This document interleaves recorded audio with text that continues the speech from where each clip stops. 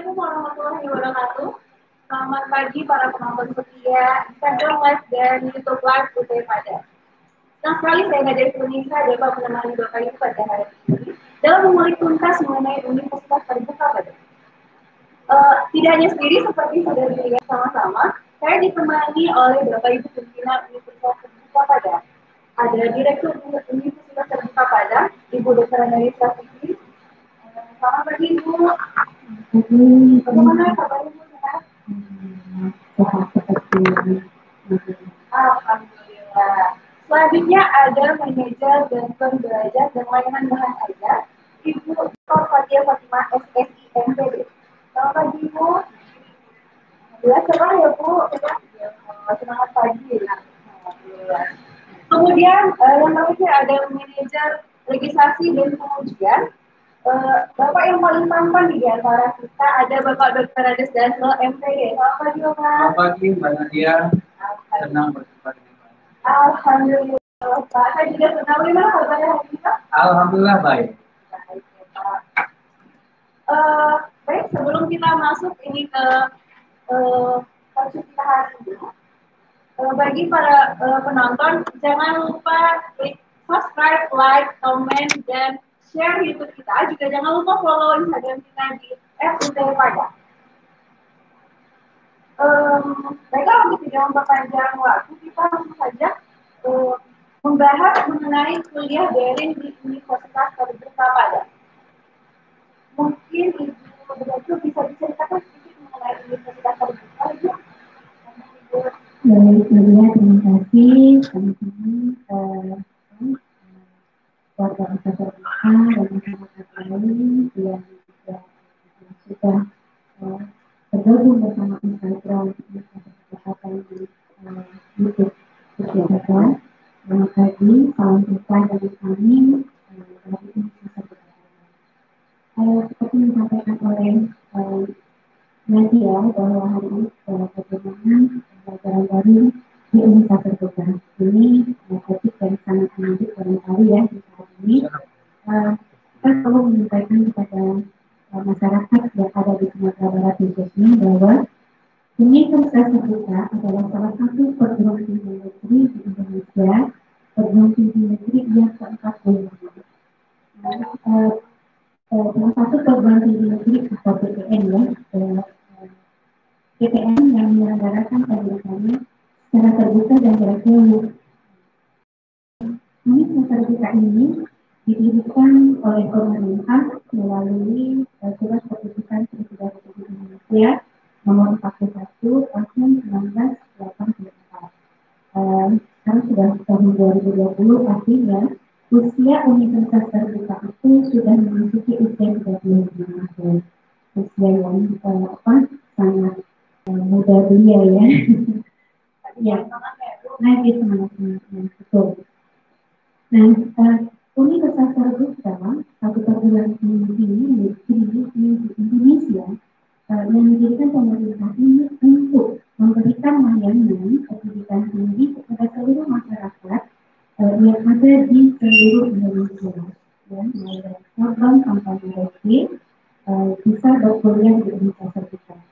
Nah, UP ini didirikan bertujuan untuk memberikan kesempatan tadi ya kepada masyarakat yang karena tidak dapat ikut kuliah di perguruan tinggi atau sekolah, apalagi sekarang nih di zaman COVID ya 19 ini, tentu ada keterbatasan bagi masyarakat yang sudah dulu dari SMA atau teman-teman masyarakat yang sekarang ini sudah bekerja dan mereka tidak bisa hadir ke kampus untuk kuliah dan juga sudah sesuai dengan kebijakan pemerintah bahwa di masa pandemi dan juga waktu ini normal pembelajaran itu melalui jarak jauh.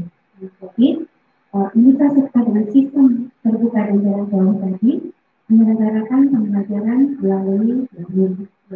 Nah, bagaimana cara belajar itu nanti akan kita jelaskan, kita ceritakan. Karena selama ini banyak sekali masyarakat yang merasa bahwa kuliah di UT itu susah lulusnya, gitu. Gitu ya cerita itu. Nah, itu yang akan atau tidak seperti itu gitu ya. Nanti Bupati akan menceritakan ketika pasti gampangnya, mudahnya, fleksibelnya boleh itu gitu. Jadi UPI itu sebagai perguruan tinggi negeri, saya ulang lagi ya, perguruan tinggi negeri, biayanya sangat murah. Ya. Murahnya sesuai dengan kebutuhan, sesuai dengan apa kemampuan masyarakat ya. Kita sediakan beberapa pilihan. Pilihannya itu ada yang sudah kita bentuk dalam satu paket.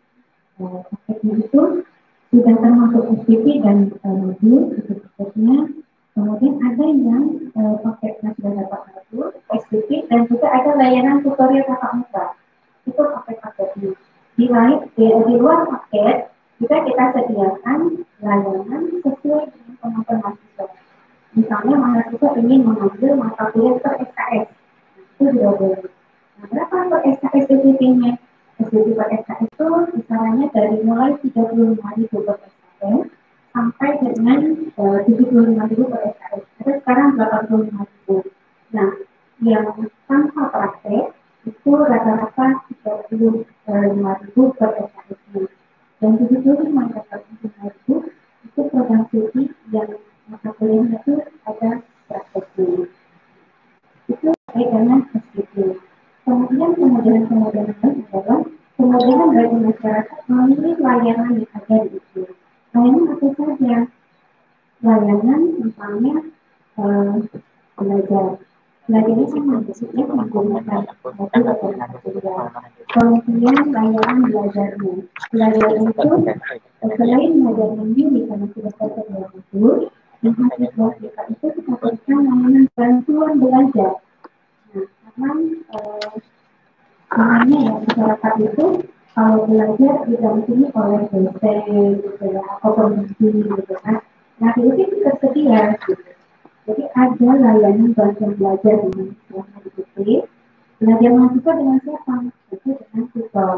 Nah, tutor dengan dosen bedanya apa gitu itu dapat yang dijelaskan gitu ya. Itu layanan-layanan dan kemudahan gitu ya. Layanan kita selain belajar mandiri di rumah saja tanpa harus pergi ke kampus, tanpa harus bisa repot-repot gitu, tanpa mengeluarkan ongkos gitu.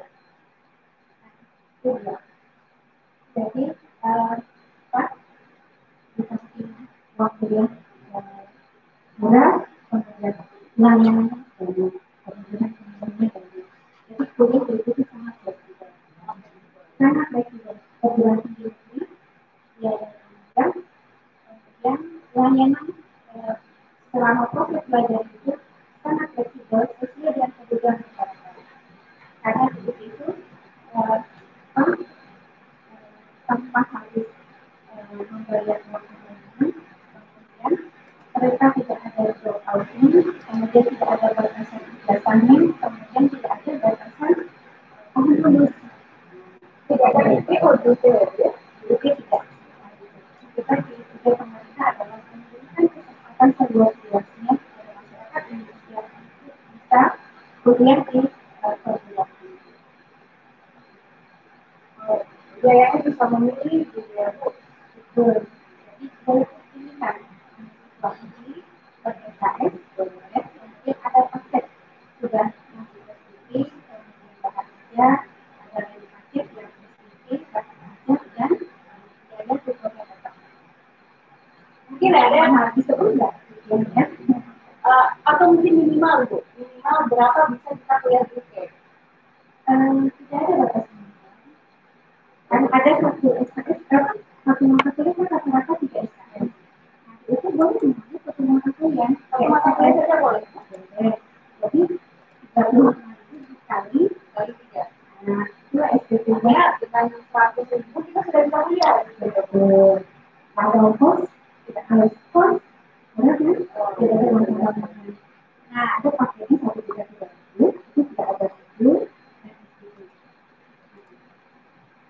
Supaya kemampuan mahasiswa ya, dia mau bayar yang 100.000 atau yang mengambil master itu kebutuhannya yang ditawarkan oleh IP. Mungkin informasi kami masih belum tahu sebenarnya apa sih perbedaan perguruan tinggi konvensional dengan ITB. Ya, orang kata kan pasti kita itu cara belajarnya ya. Nah, berupa tidak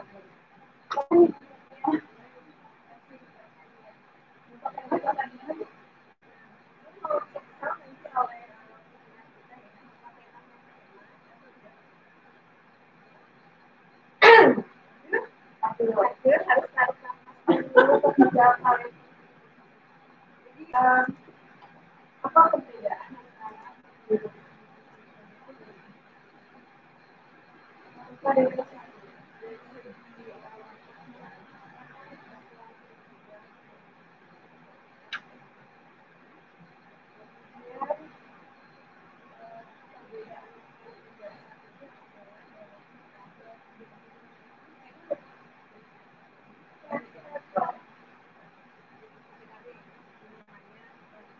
nanti diberikan komentar saja lebih bagus suara ibu pakai mic atas tiga.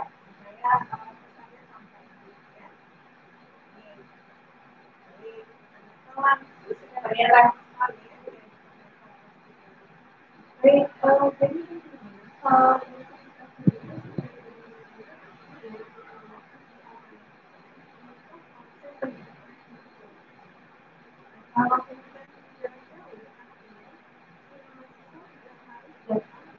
kampus di mana kampus itu berada.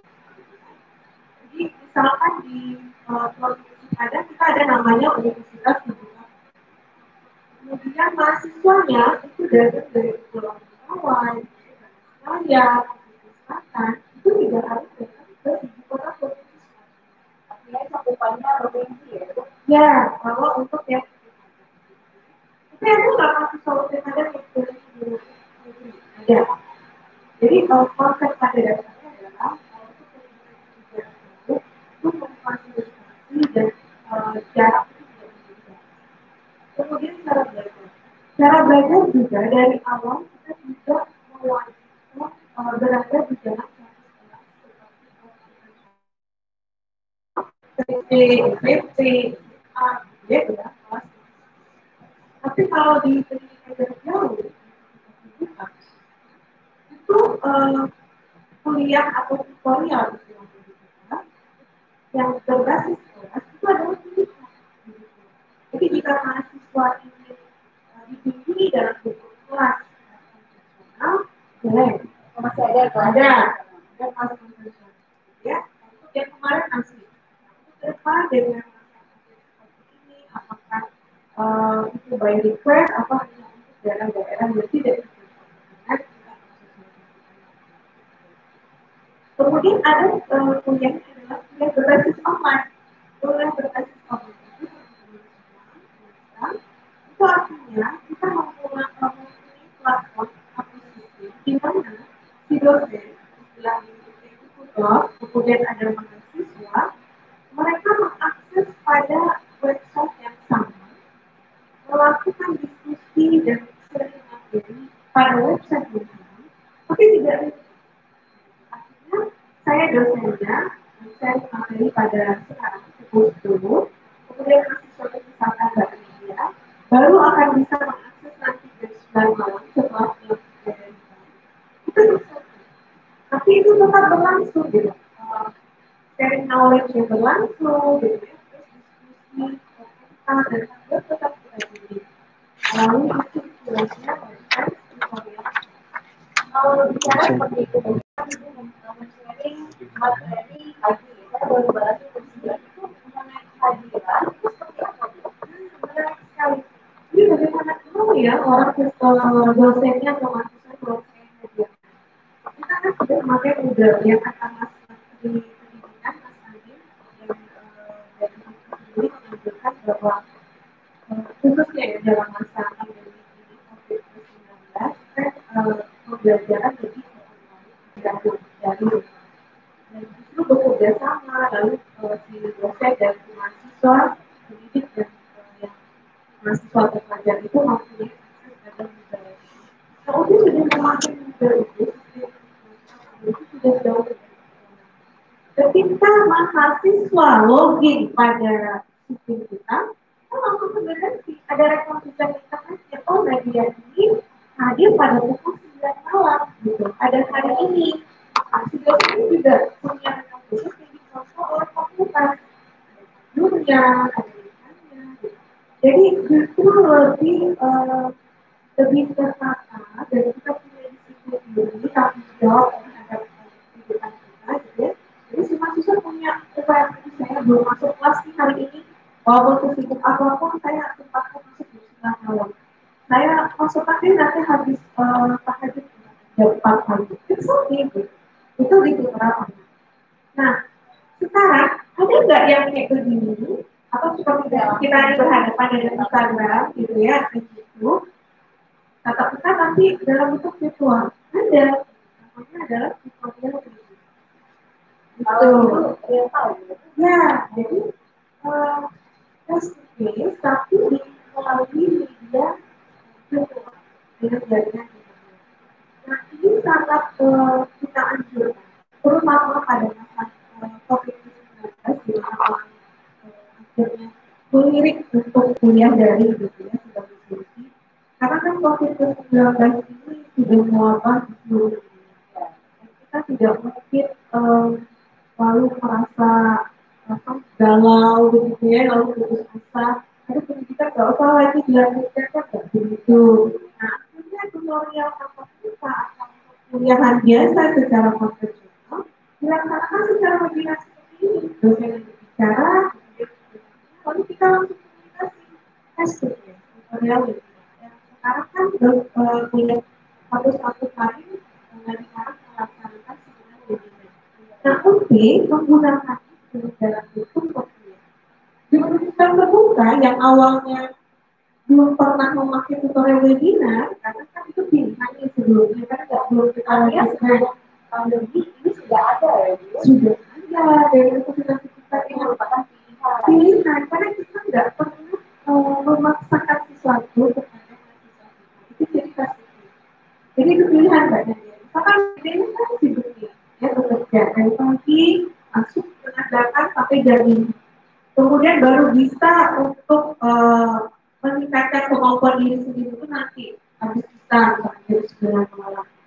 Nah, itu nggak bisa kan datang ke dalam kelas konvensional. Nah, lalu si mahasiswa itu mengambil pilihan dari itu tutorial online atau tutorial face to face seperti ini, tapi dengan media virtual webinar. Tapi ada mahasiswa kita yang saya pengen tuh dibimbing tuh gitu ya di dalam kelas, dalam kelas. Itu namanya tutorial tatap muka. Itu pilihan. Kalau kita membatasi, gitu ya, kalau membatasi kamu wajib kuliah di dalam kelas. Tapi target pemerintah untuk menjadikan UT sebagai perguruan tinggi negeri jarak jauh nggak tercapai. Dia tidak diharuskan, jadi mahasiswa bisa memilih keadaan dan kemampuan dia sendiri. Betul.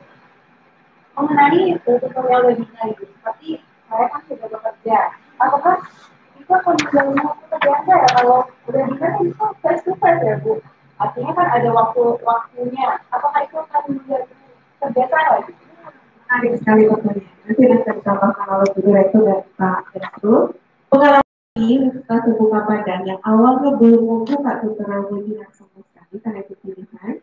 Cuma karena ada COVID-19, maka tutorial tatap muka yang berbasis kelas konvensional akhirnya kita ubah dalam bentuk tutorial webinar, gitu ya. Semua kita alihkan, gitu ya, dalam bentuk tutorial webinar. Dari 0 menjadi 600 kelas. Kemarin ini 600 kelas. Nah, bagaimana cara kita mengaturnya? Teman-teman, kita mengaturnya tetap di hari tidak kerja, Sabtu dan Minggu. Nah, itu kesepakatan. Kita selalu komunikasikan. Itu latihannya itu. Kalau kita komunikasikan, kita bermitra, bekerja sama, begitu, dan merekrut banyak hal untuk kerja ini agar pendidikan di Indonesia tetap jalan, ya. Nah, kita atur dari mahasiswanya. Di antara rentang Sabtu dan Minggu untuk mata kuliah matematika, misalnya saya bilang matematika misalnya, kita kuliah nanti jam 8 sampai jam 10. Nah, link webnya itu, link online itu disediakan oleh UNED. Dan kita tidak pakai Zoom, kita pakai Microsoft Teams, di mana itu yang berbayar dan security-nya lebih terjamin.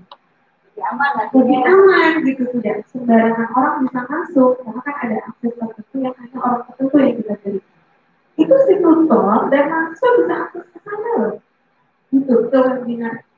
Nah itu sangat diatur. Jadi sebenarnya dengan pengalaman kita kemarin tidak ada kendala sekali Mbak Nadia. Apakah mahasiswanya terganggu dengan tutorial webinar? Tidak, bahkan mereka enjoy gitu.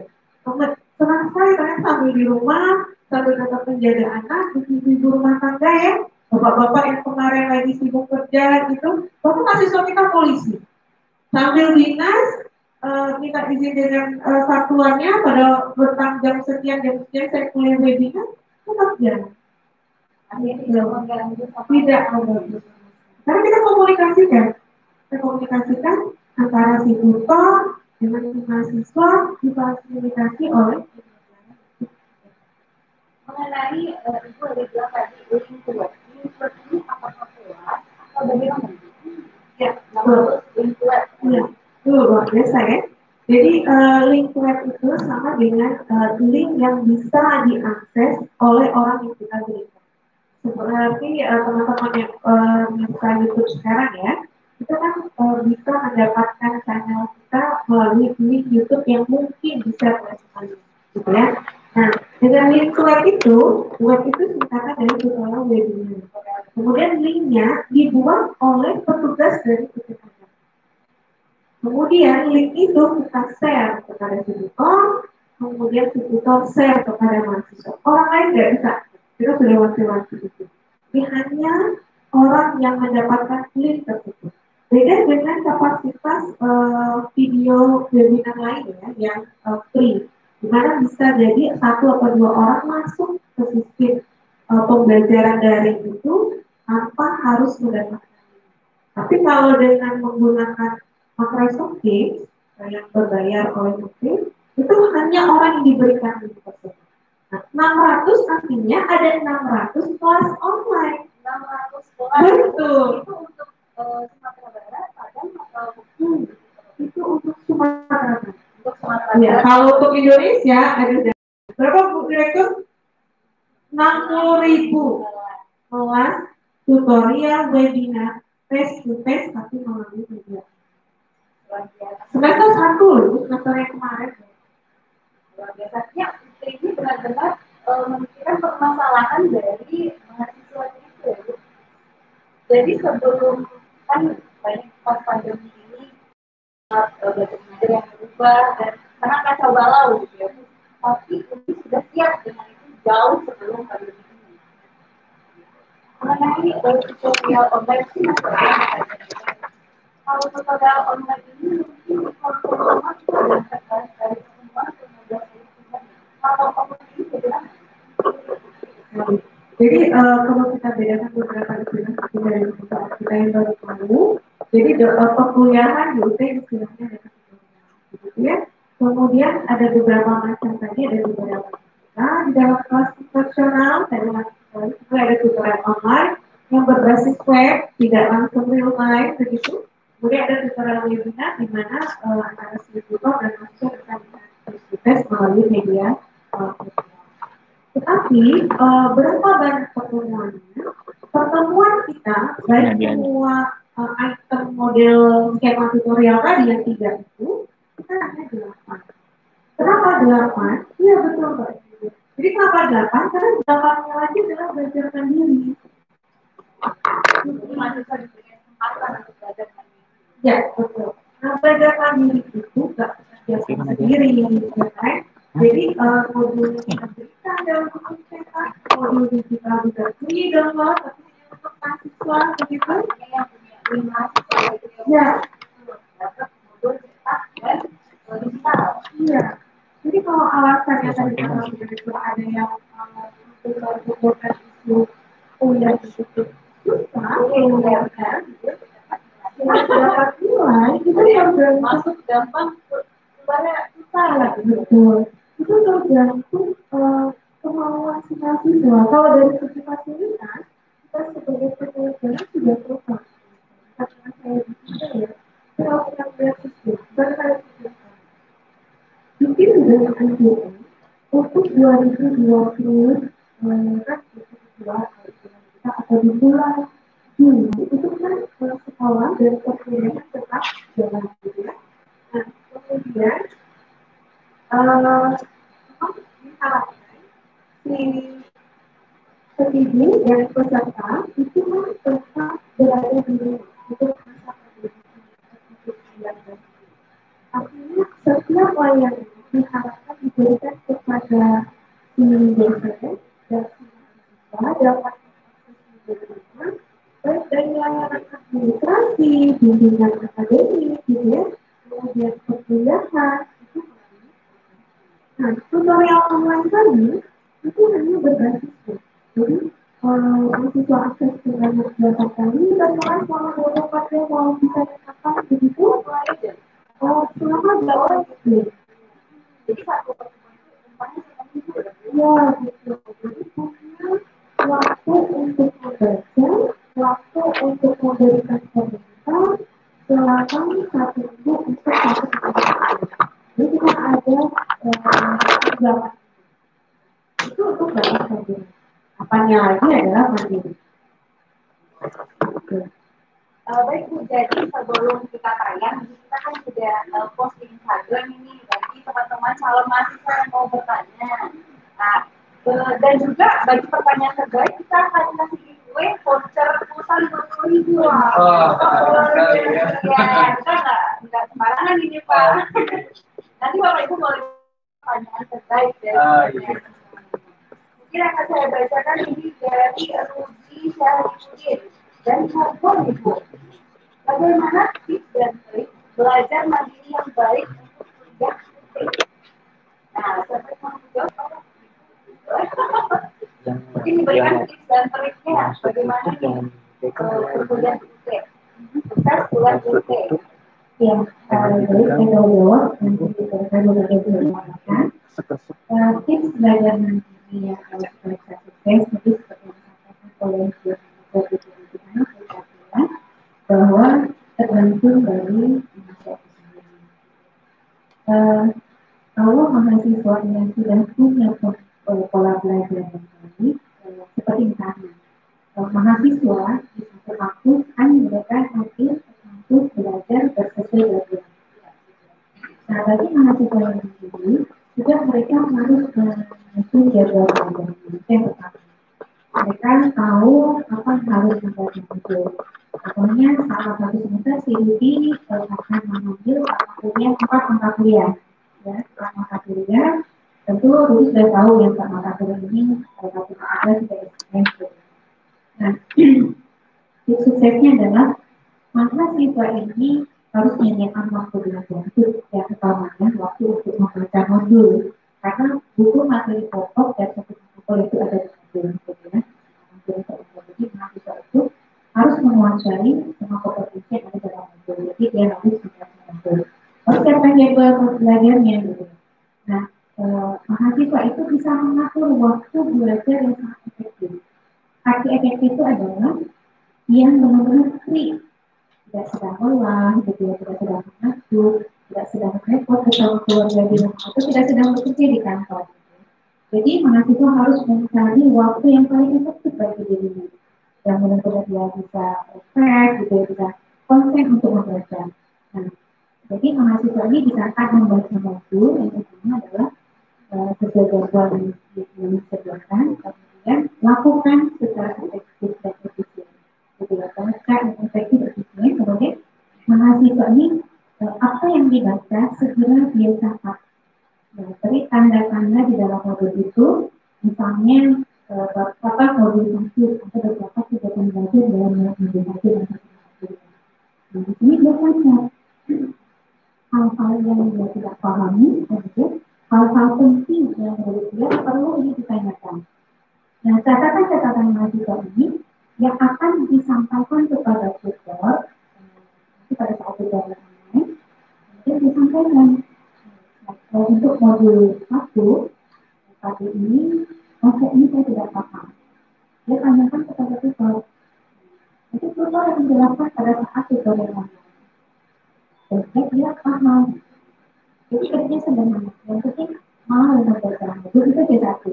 Di apa ya, beberapa mahasiswa yang ikut empat, mereka memang sangat konsen dalam membaca modul, kemudian mereka rajin searching ya di perpustakaan atau di internet ya tentang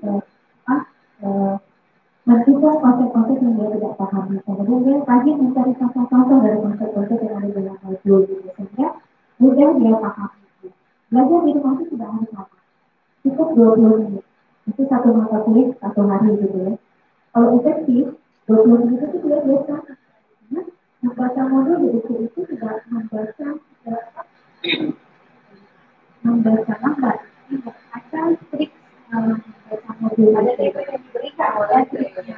Tapi trik-trik membaca modul itu latihan membaca modul, latihan waktu, latihan membaca itu akan diberikan kepada mahasiswa baru dalam waktu yang nanti orientasi situasi coba pada saat orientasi. Jadi pada saat orientasi semua mahasiswa baru kita kumpulkan kalau jujur ya sebelum COVID kita berkumpul di sini akan modul ini kita tentukan anggotanya dengan jarak tapi kegiatan ini wajib kita berikan kepada semua mahasiswa baru kita. Itu barangkali mudah-mudahan informasi yang kami sampaikan jawab lah ya pertanyaan dari artinya balik lagi ke kemauan mahasiswanya untuk membaca gitu. Oke, selanjutnya ada dari Rahman Payakumbu. Sefleksibel apa waktu mahasiswa yang bekerja, apalagi atau pindah ke luar negeri? Nah, ini siapa yang mau jawab? Silakan.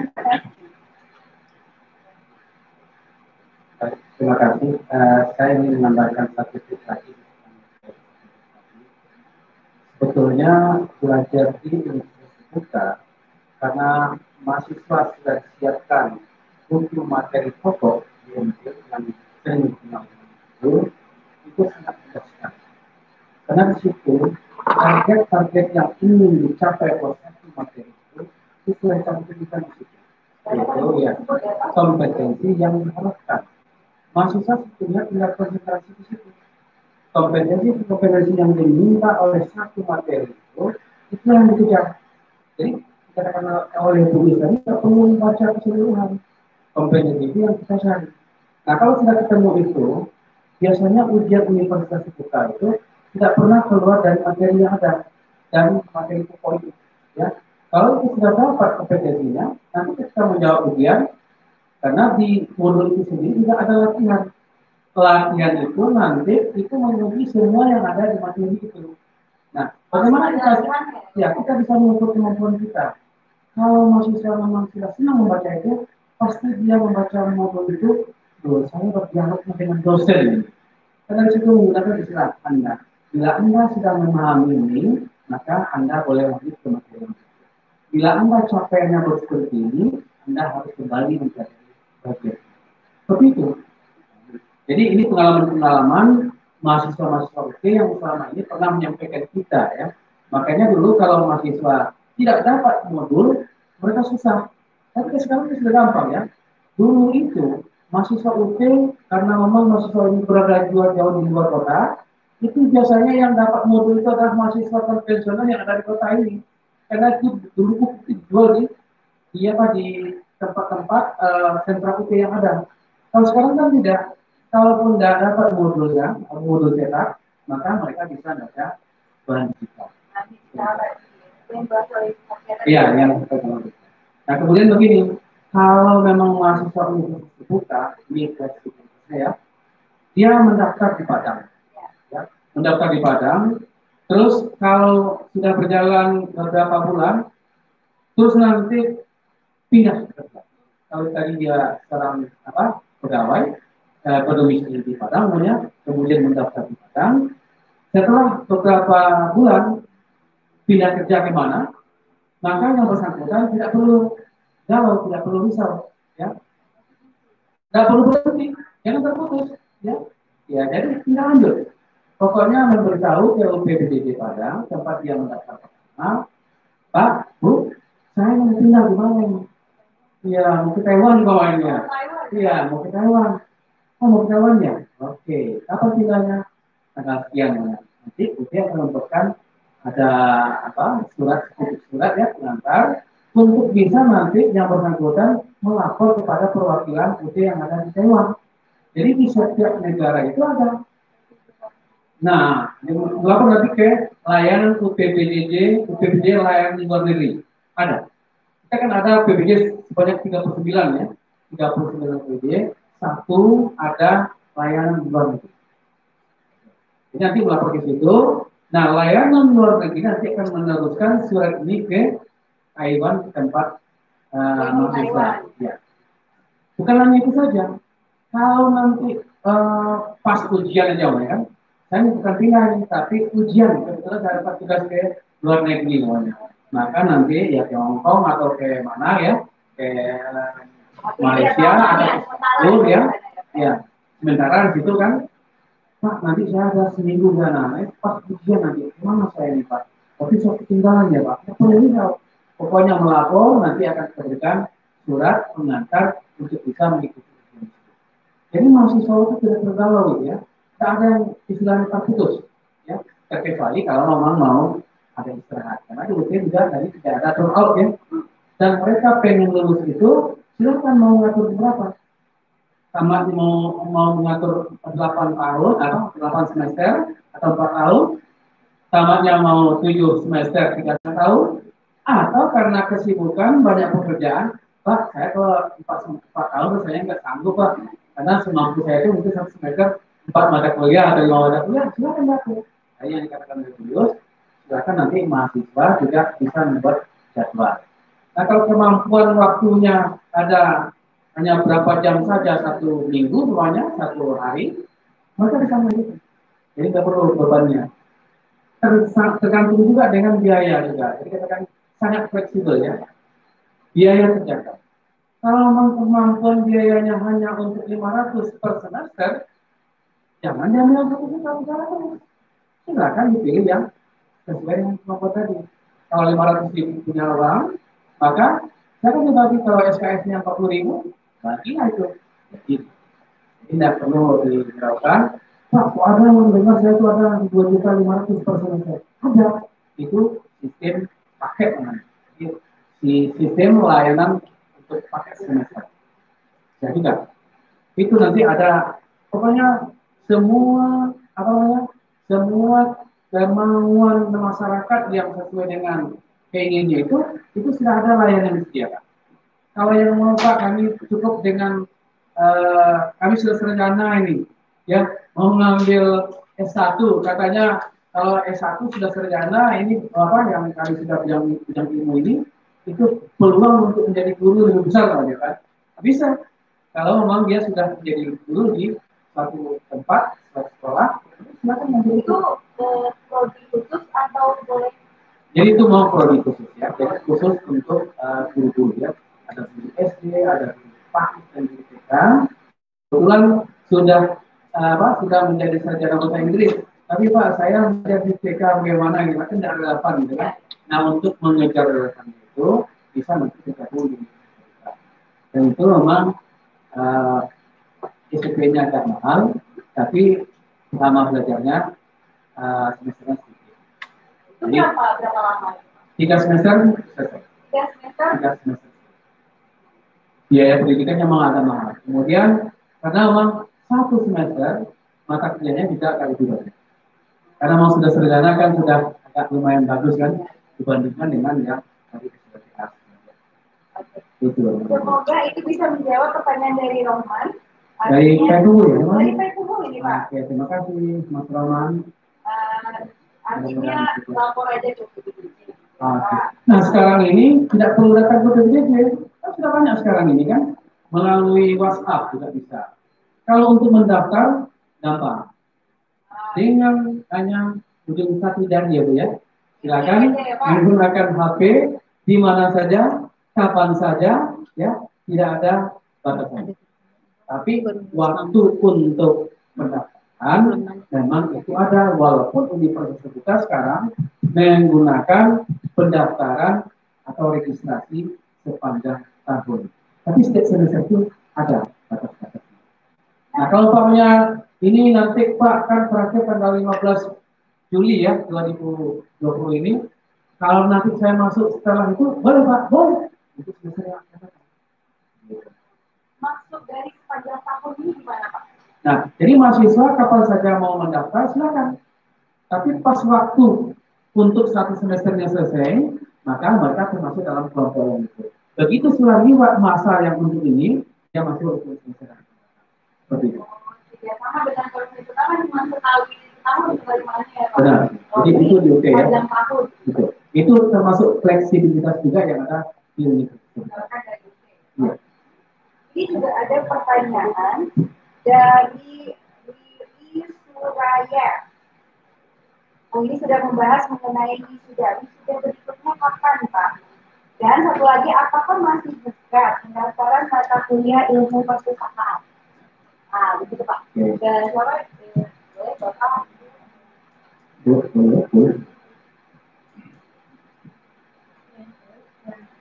Ini ya.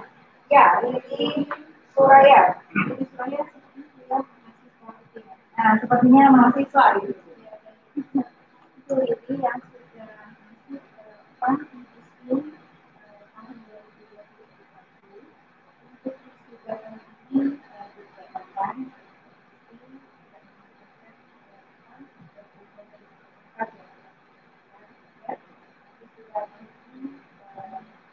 ini diadakan kita langsung menjelaskan dilakukan itu sudah jadi harus bisa dilakukan jadi telah menjadikan pas itu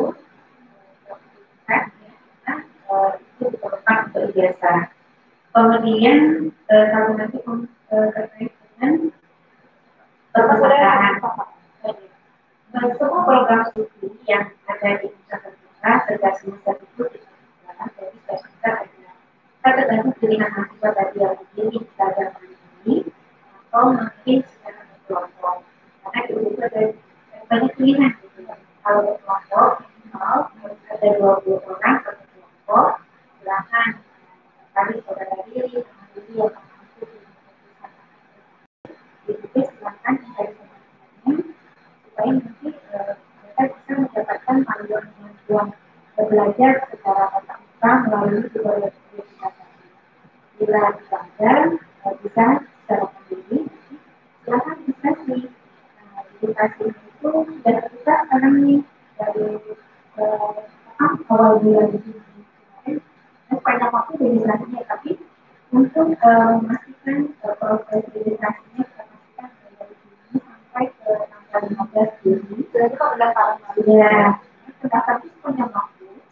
Mahasiswa dari bulan Maret sudah mendaftar secara online, kemudian kita dipadani tinggal memvalidasi berkas-berkas mahasiswa di SPSS kita yang disebut SPSS. Nah, semua mahasiswa baru yang akan mendaftar ke UPI secara online, silakan daftarkan di fik.ud.dki.id.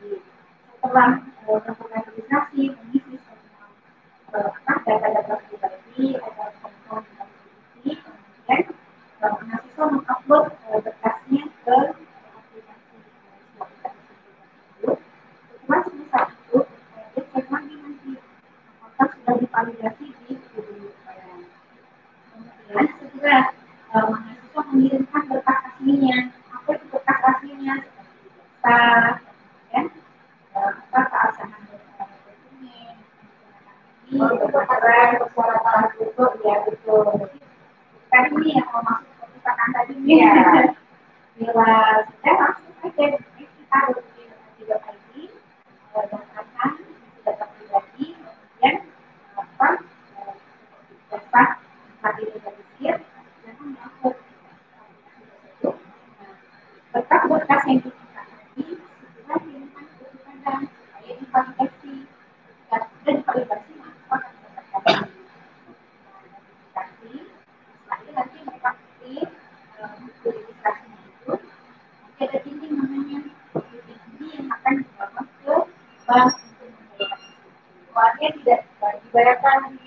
langsung juga bisa bayar bank ada tambahan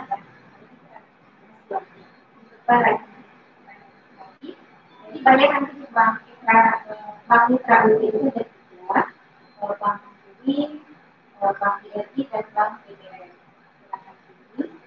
Waktu kalau bayar pakai bisa, baru bisa atau datang langsung ke bank juga bisa dengan membawa dibayar.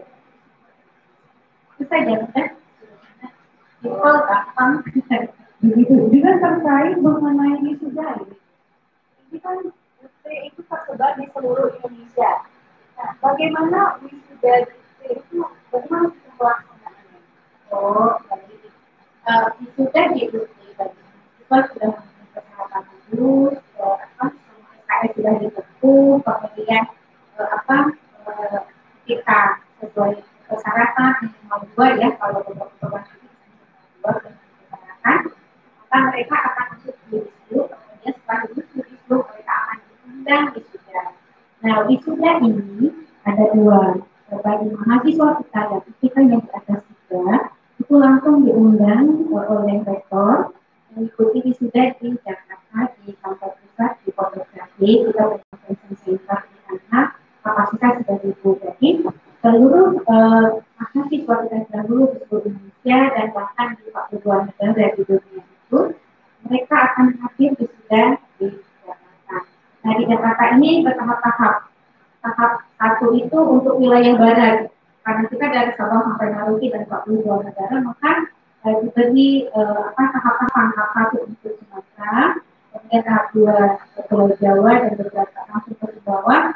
Tahap 3-nya itu wilayah timur. Nah, untuk luar negeri itu diselipkan nih ke tahap 1 wilayah barat, tengah dan timur. Mereka itu bergabung di Jakarta. Nah, bagaimana bagi mahasiswa yang pendidikannya rendah dan bisa datang ke Jakarta? Tetap mereka bisa ikut wisuda. Bisa. Jadi seluruh provinsi, seluruh titik-titik namanya kita menyelenggarakan wisuda. Tapi itu tidak wisuda yang wisuda kita ada rektor, ada titik di itu namanya upacara penyerahan ijazah. Biasanya itu rektor bisa hadir atau di tempat lain dari Jakarta di samping dengan jadi di Sumatera Barat ini ada waktunya kita selenggarakan dengan kita datang di hotel atau di aula-aula yang bagus. Jadi kita menyelenggarakan 1 tahun 2 kali kita ijazah. Jadi itu untuk kelulusan. Jadi sudah dijelaskan dari yang ada registrasi, simpel dan bagaimana pembayarannya itu murah meriah gitu tapi tidak murahan, kemudian bagaimana belajarnya, kemudian efektif belajarnya, kemudian sampai dengan lulus studi dan wisuda. Saya pikir ini sudah cukup jelas informasi tentang usaha terbuka sebagai perguruan tinggi negeri yang menyelenggarakan pembelajaran jarak jauh yang telah juga menerapkan sudah selaras dengan kebijakan pemerintah. Jadi lagi ya, terima kasih itu. Ada satu lagi pertanyaan dari Erwinawati. Ini istilah baru bagi saya, Bu. Apakah bisa pindah Pokja? Oh baik, ya. Di UT ini karena mahasiswa kita tuh belajar mandiri ya. Jadi mahasiswa kita kan tersebar nih di seluruh Indonesia atau di seluruh kabupaten. Kita itu punya kelompok-kelompok belajar. Nah, kelompok-kelompok belajar ini bagi mahasiswa yang mengikuti layanan belajar tatap muka tadi, gitu ya. Nah, kita punya kelompok belajar. Kelompok belajar pertama mahasiswa itu belajar mandiri, kemudian mereka itu belajar belajar di administrasinya itu dikelola oleh kelompok belajar tadi, baik itu mahasiswa yang koordinir atau ada pengurus kelompok belajar atau sentral layanan UP. Kita punya sentral layanan UP yang kita sebut Sanggul. Nah di Sumatera Barat ini ada sebutnya tuh di Pulau Selatan, kalau itu namanya ya kantor pelayanan mereka itu ada di Tekniki, persis di gerbang Tekniki itu. Nah bagi masyarakat kita Solo Selatan bisa mendaftar langsung ke salut yang di Tekniki. Kemudian kita juga punya 18 ya Pak ya, 18 kelompok belajar. Ada kelompok belajar ke Kota Padang, kemudian ada kelompok belajar Pariaman, kemudian ada kelompok belajar di bawah, ada kelompok belajar di pesisir selatan, kemudian di Pasaman Barat, ada di Pasaman Timur, kemudian ada di 50 kota, ada di Tanah Datar, kemudian ada di Solo, kota Solo, ada di Sawah Lunto, ada di Dharmasraya atau Sudio, ada di Kepulauan Mentawai itu ada di 34 ya, Siberut Utara, Siberut Selatan, Pulau Tegat, Sikapap, kemudian keempat ya, kemudian ada lagi kelompok belajar kita kota Solo, Cijedil. Nah, Cijedil jadi banyak sekali ini. Jadi kita sentral layanan UP ini ada di perkebunan security. Di sana suasananya itu langsung terbentang hijau kebun teh gitu ya, kemudian langsung ada di sana gunung Kerinci ya. Jadi kalau teman-teman mau belajar santai di kebun teh silakan mendaftar ke Talut Wiki ya, di sana ada Andi, ada pengelolanya ya, ambil bisa dilihat di nanti cek di sana ada Instagramnya juga ya. Jadi semua kelompok belajar kita sekarang punya Instagram, silakan teman-teman masyarakat yang lain yang ingin bergabung langsung ke PDI Padang juga bisa di WhatsApp layanan SMI dan WhatsApp kita barangkali nanti dia bisa menyampaikan nomor-nomor telepon atau sosial media kita yang bisa dihubungi. Artinya bisa tidak belajar.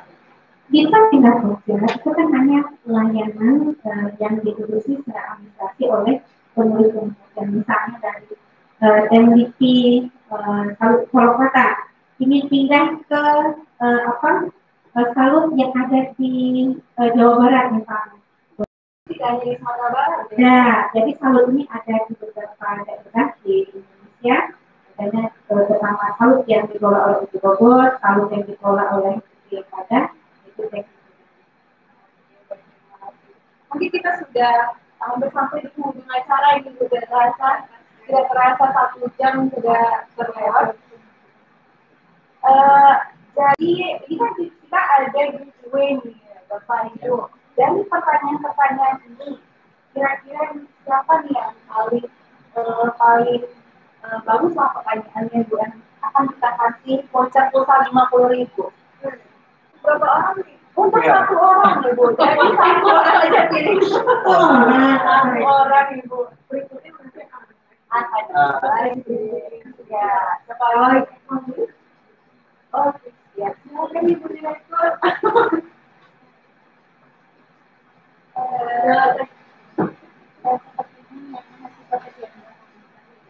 Yang mau perpisahan? Ya, betul.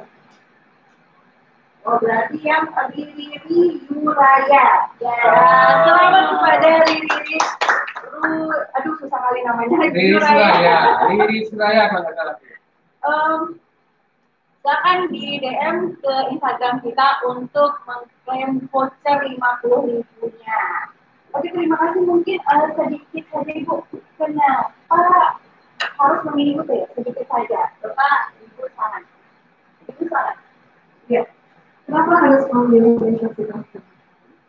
Karena universitas terbuka memberikan fasilitas pelayanan sesuai kebutuhan agar masyarakat punya hak untuk melanjutkan pendidikan sejarah. Karena setiap individu itu berhak untuk meningkatkan kualitas hidup pendidikan.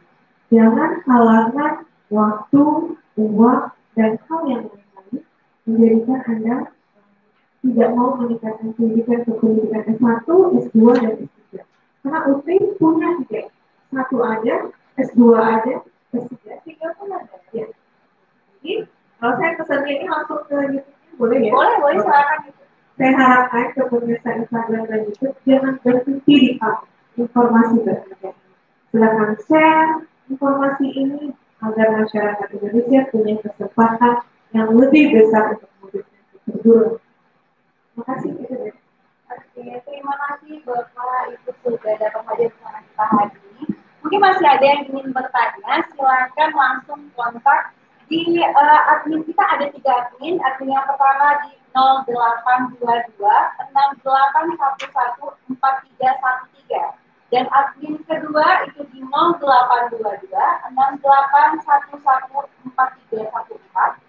Admin ketiga di 0812 1513 366. Jangan lupa follow Instagram kita di @ut_padang, YouTube channel kita di UT Padang, dan website kita di padang.ut.ac.id. Jangan lupa klik like, comment, subscribe, dan share YouTube ini. Selanjutnya hanya ini saja, Bapak Ibu, terima kasih. Sampai jumpa lagi. Saya Nadia Fatunisa pamit undur diri. Assalamualaikum warahmatullahi wabarakatuh. Waalaikumsalam warahmatullahi wabarakatuh.